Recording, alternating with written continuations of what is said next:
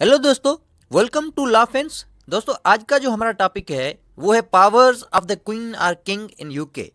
UK में मलका या बादशाह उसके पावर्स या उसको हम अगर प्रेरोगेटिव्स कह दें फिर भी ये सही है। So what are the powers and prerogatives of the king or queen. दोस्तों, जैसा कि हम पहले ही सीख चुके हैं कि बर्तानिया में थ्योरेटिकली टेक्निकली जो पावर्स हैं वो ज़्यादा से ज़्यादा क्वीन और किंग के पास हैं। वो एब्सोल्यूट मोनार्की है। कॉन्स्टिट्यूशनली क्या है? एब्सोल्यूट मोनार्की है ब्रिटेन में। क्वीन इंजॉयज वास्ट पावर्स, ज़्यादा से ज़्यादा वो पावर्स वो इंजॉय करती है क्वीन और king. But it must be kept in mind that these are queen's formal powers which in practice are exercise by the crown. हकीकत में ये क्राउन की तरफ से एक्सरसाइज किए जाते हैं। प्रैक्टिकली क्राउन ही उसको चलाता है। Means the sovereign, crown means the sovereign, the cabinet and the parliament.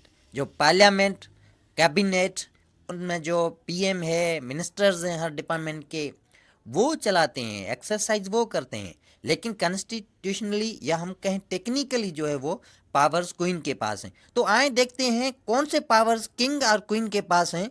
दोस्तों देखें, ये सारी लिस्ट, ये पावर्स, सारे पावर्स ये क्वीन और किंग के पास हैं। Legislative powers, executive powers, judicial powers, foreign powers और जिसको हम कहें जो इंटरनेशनल मैटर्स हैं वो powers, military powers, ecclesiastical powers, conferment awards powers, personal powers. ये लिस्ट है पूरी 8 नंबर। जो 8 नंबर सारे ये पावर्स किंग और क्वीन के पास है। आए हर पावर को डिटेल में हम सीखते हैं। फर्स्ट पे आते हैं लेजिस्लेटिव पावर्स। तो किंग और क्वीन के जो लेजिस्लेटिव पावर्स कौन से हैं, उसका क्या रोल है कानून बनाने में। The queen summons, prorogues and dissolve parliament. सबसे पहले तो ये उसका रोल है कि वो क्वीन या किंग वो जो पार्लियामेंट है उसका जो इजलास है वो बुला भी सकती है और उसको मुलतवी कर सकती है और उसको पार्लियामेंट को डिसॉल्व भी कर सकती है। Just constitutionally, not practically. She opens the new sessions with a speech from the throne. जब पार्लियामेंट का न्यू सेशन स्टार्ट होता है तो किंग और क्वीन जो भी होगा तो वो स्टार्ट करता है अपनी स्पीच से। जैसे यहाँ हमारे कंट्री पाकिस्तान में प्रेसिडेंट करता है न्यू सेशन की स्टार्टिंग, वैसे ही वहाँ जो है वो किंग और क्वीन करता है। She must give royal assent to the bills passed by parliament in order to give this the status of law. जब पार्लियामेंट कोई भी बिल पास करता है तो पार्लियामेंट की तरफ से पास किया गया बिल तब तक बिल ही रहता है, वो कानून में चेंज नहीं होता जब तक किंग और क्वीन उस पर साइन ना करता। तो बिल को लॉ की शक्ल देने के लिए ये ज़रूरी है कि वो रॉयल असेंट हो। जब रॉयल असेंट होता है, किंग और क्वीन उस पर साइन जब करता है उसके बाद ही वो लॉ बनता है। तो दोस्तों ये रोल था क्वीन का लेजिस्लेटिव पावर्स में। अब आ जाते हैं एग्जीक्यूटिव पावर्स पे। एग्जीक्यूटिव पावर्स जिसको हम कहें एडमिनिस्ट्रेशन पावर्स या हम कहें powers to manage government, government को चलाना, उसमें क्या रोल है। The queen appoints all important officials of the state के जो भी अहम ऑफिसर्स हैं वो अपॉइंट करना क्वीन का काम है। फॉर एग्जांपल जज हो गए, officers of the armed forces हो गए, governors, diplomats etcetera. Then queen's consent and approval are required before a minister can take up office और ए कैबिनेट रिफॉर्म्ड।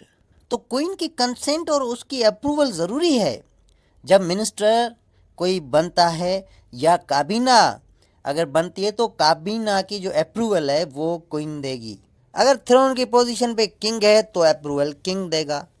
इसके बाद इसका गवर्नमेंट को मैनेज करने में कौन सा रोल है। वो रोल ये है कि she creates municipal corporations by royal charter and the queen enforces national laws.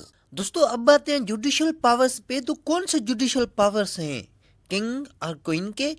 तो किंग और क्वीन को जो है वो द फाउंटेन ऑफ जस्टिस कहा जाता है, इंसाफ का सर चश्मा। तो क्वीन जो भी चाहे वो फैसला कर दे। लेकिन प्रैक्टिकल में दोस्तों ऐसा नहीं है। प्रैक्टिकल में जो जुडिशरी है वो इंडिपेंडेंट है, लेकिन ये थ्योरेटिकल जो है वो फाउंटेन ऑफ जस्टिस है queen. Power of pardon, king और क्वीन के पास पावर ऑफ पार्डन अख्तियार है। वो किसी मुजरिम को किसी जुर्म करने वाले को जो है वो माफ़ कर सकती है। देन अपॉइंटमेंट ऑफ जजेस, जजेस की जो अपॉइंटमेंट है वो भी किंग और क्वीन करेगा। ही और she is not subject to any law, king और क्वीन जो भी काम करेगा उसके खिलाफ किसी भी कोर्ट में मुकदमा नहीं चलाया जाएगा, ये सब्जेक्ट टू लॉ नहीं है। King is technically above law. अब आ जाते हैं क्वीन और किंग के जो इंटरनेशनल मैटर पावर्स हैं, या जिसको हम कहें फॉरेन अफेयर्स जो हैं, फॉरेन मैटर्स के हवाले से जो पावर्स हैं वो कौन से हैं। तो इस हवाले से अगर देखा जाए तो जो क्वीन और किंग है वो हेड ऑफ द स्टेट है। ही और she has the power to declare war and to make peace. किसी मुल्क के खिलाफ अगर वार की डिक्लेरेशन, वो भी पावर इसको है।